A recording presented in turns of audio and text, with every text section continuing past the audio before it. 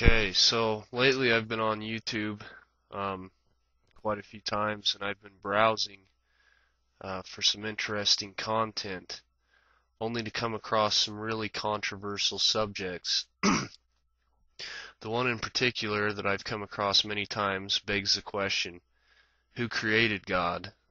That's a good question. I've seen the old loop around answers that never really weigh any real possibilities. We may never know for sure where God came from, but I have outlined some things I believe can help open the mind to this subject at least. Um, so first, let's outline what people have said. Some have said that God the Father also came from a father, and that He came from a father, and that He came from a father. This is more formally known as the begotten theory. The begotten theory is as a genealogy line for the gods. Well, if God had a father, would He not have been a god as well? It wouldn't make much sense for God to come from anything else but a god if He was begotten. However, even though that may be true, the begotten theory still doesn't tell us anything, because sooner or later something had to come from nothing, or something was always there. God may have had a father, but I am only concerned with the first God, or the beginning of the totem pole. This beginning is what people are really seeking the explanation for. So, we in the cause and effect universe know that every effect has to have a cause. One way or the other, God had to come from something, nothing, or He always was.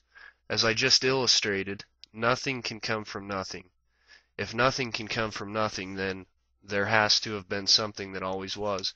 Even for humans to be here, we didn't come from nothing. There was something that always was. So, if there was not something that always was, then, long story short, we wouldn't be here. Nothing would be here because nothing can come from nothing.